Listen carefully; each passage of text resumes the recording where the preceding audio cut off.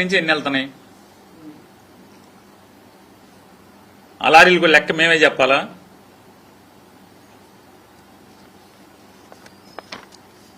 బూడిద కంచించెర్ల కేసర్ దగ్గర కంచెర్ల దగ్గర డంప్ ఉంది కదా, డంప్ ఎందుకు పట్టుకోరు? ఎంఆర్ఓ పట్టుకోరు, ఆర్డీ సబ్ కలెక్టర్ పట్టుకోరు, కలెక్టర్ పట్టుకోరు, జాయింట్ కలెక్టర్ పట్టుకోరు, ఎవరు పట్టుకోరు? ఎందుకని? ఆ గుట్ట ఏంటి అసలు మామూలుగా దాన్ని ఏమంటారు, గాంధీ కొండ అంత కొండ ఉంది కదా, అక్కడ పట్టుకోరు ఎవరు కంచెర్ల డంపుని? ఎందుకంటే లక్షాపాతికి మీరు మళ్ళీ వర్షాకాలంలో ఇబ్బంది కదా, కట్లేరు పొంగితే, లేదా మునేరు పొంగితే, పాలేరు పొంగితే, కృష్ణానది పొంగితే వ్యాపారం కలెక్షన్ ఆగిపోద్ది. కాబట్టి రోజు కౌంటింగ్ మెషిన్కి పని చెప్పాలి. కాబట్టి కరెక్టే, మరి మెషిన్ కొన్నాక దానికి లెక్క పని చెప్పకపోతే డబ్బులు వేస్ట్ అయిపోతాయి కదా, నోట్లు ఎక్కడి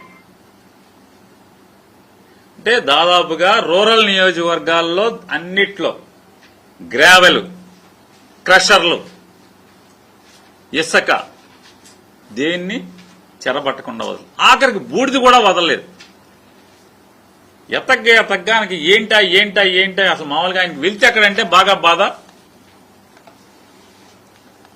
4 నియోజకవర్గాలు నాకు మంచి సంపాదించినాయి, ఈ దిక్కుమాలిన బెజవాడ సిటీ నగరం మాత్రం నాకు ఏమి ఇవ్వట్లేదు అని చెప్పి ఆలోచించి మన బోసడికే పట్టాభి గారు మీరు కలిసి మంచి స్కెచ్ గీశారు. చివరికి ఎవరికైనా మా గొడుగుపేట వెంకటేశ్వరం బలైపోయాడు, ఆయన ఆస్తి వేసేశారు. మొదటి రోజు అంటే హైకోర్టులో ఒక జడ్జి గారు తీర్పు అమోఘంగా ఇచ్చాడు. ఈ పాపాలు చేయబాకండి రా బాబు, చట్టమే, ఎండోమెంట్ చట్టం ఏం చెప్తుంది, హైకోర్టు తీర్పులు ఏం చెప్తున్నాయి? ఏ పరిస్థితిలో దేవుడి ఆస్తుల్ని అద్దెకిచ్చినా అమ్మినా వేలం పాట ద్వారా మాత్రమే అమ్మాలి తప్పితే బై నామినేషన్ ఇవ్వకూడదు అనేది ఎండోమెంట్ చట్టం చెప్తుంది, హైకోర్టు తీర్పులు చెప్తున్నాయి. ఆఖరికి నారా చంద్రబాబు నాయుడు గారు వచ్చిన తర్వాత ఆయన కూడా 2025లో ఒక జీవో ఇచ్చారు. ఆ జీవోలో కూడా లాభాపేక్ష లేని, నయా పైసా లాభం రానటువంటి, విద్య నేర్పడానికి మాత్రమే నడిపేటువంటి విద్యా సంస్థలకు గాని, లేదా ప్రజలకి నయా పైసా లాభం లేకుండా వైద్యం అందించేటువంటి ఆసుపత్రులకు గాని, వీటికి మాత్రం నామినేషన్ మీద ఇవ్వచ్చు అని ఒక జీవో ఇచ్చారు. సరే, రేపు ఏమన్నా కోర్టుకు వేస్తే ఇవ్వచ్చా, నిలబడలేదా తర్వాత చూసుకుందాం. కనీసం చంద్రబాబు నాయుడు గారి జీవో ప్రకారమైనా ఇది ఇవ్వటానికి అర్హత ఉందా లేదు? జడ్జి గారు ఆ పోసిన మట్టి కూడా ఎత్తేయమన్నాడు, ఉత్సవాలు ఆపేయమన్నాడు, కానీ పని ఆపలేదు. ఎందుకని పని ఆపలేదు?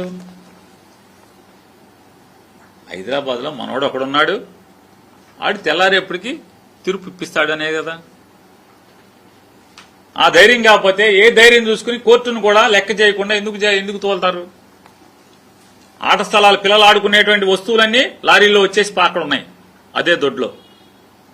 అంతకితం ఒక 4 ఎకరాలు 3 ఎకరాలు ఇంకా తోలకుండా బరంత చేయకుండా 6 అడుగులు కురదలా మిగిలిపోతే ఆ రాత్రి శరవేగంగా ఏదో ఒక ఆడపిల్లకి పెళ్లి, తెల్లారి పెళ్లి ఉంది చెయ్యాలన్న ఆదుర్ద, లేకపోతే దాని పేరేంటండి, మన మొత్తం మునిగిపోయింది కదండి ఆ ఊర్లు, ఆ పేటల పేర్లు, రాజేశపేట, సింగనగరు, బుడమేరు వచ్చేస్తుంది. మనం అర్జెంటుగా ఈ లారీలు పెట్టి ఇసుక పోసేసి మట్టి పోసేసి వీళ్ళందరినీ కాపాడాలనేంత ఆదుర్ద. దాన్ని మునిగిపోయేప్పుడు మాత్రం ఆదుర్ద లేదు, దీనికి మాత్రం ఆదుర్ద. హర్రి అప్పుడు హర్రి పడలా. పోనీ పక్కన ఇక్కడెక్కడో మన ఈ విష్ణు గారు ఆఫీస్ పక్కన ఈ దగ్గరలో ఎక్కడో విరోచనాలు చాలా మంది, ఒకళ్ళు 2 చనిపోయినారు, డయేరియా వచ్చి. ఏ పేట అండి అది? న్యూ ఆర్ఆర్ పేట.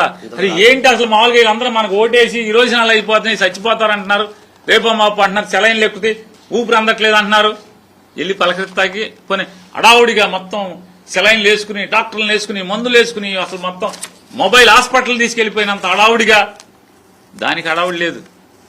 హర్రి మట్టి మట్టి మట్టి తొలై ఈ బెజవ అమ్మవారి దసరా అమ్మవారి పోటీగా ఈ ఉత్సవాలు చేయటం వల్ల ఎవరికి లాభం? ప్రజలకు ఏమన్నా ఇదా? సరే మా వాళ్ళందరూ చెప్తారు దాని గురించి. ఇక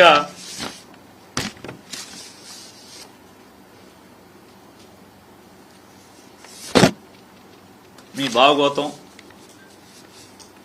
మీ వర్షా భూములు, రూపాయికే కోట్ల రూపాయలు విలువ చేసేటువంటి భూములు దొంగ కంపెనీలు పెట్టి ఎత్తేయటం, అంటే పార్లమెంటు పదవికి, అంటే ఎంపీ అనేటువంటి ఒక ఉద్యోగానికి కొత్త నిర్వచనం చెప్పి ఎంపీ అంటే ఏమీ లేదు,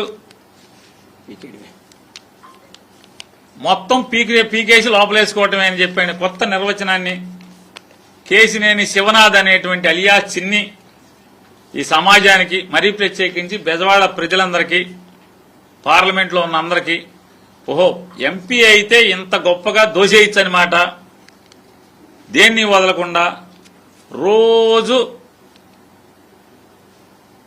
రేషన్ బియ్యం మీద నెలకు 1.5 పెద్దిరెడ్డిని పెట్టుకుని చేసుకోవచ్చు. ఏదో రావు అనుకుంటా, చివరి రెడ్లంటే రెడ్డి అనుకుంటారు, ఇంటి పేరు రెడ్డి.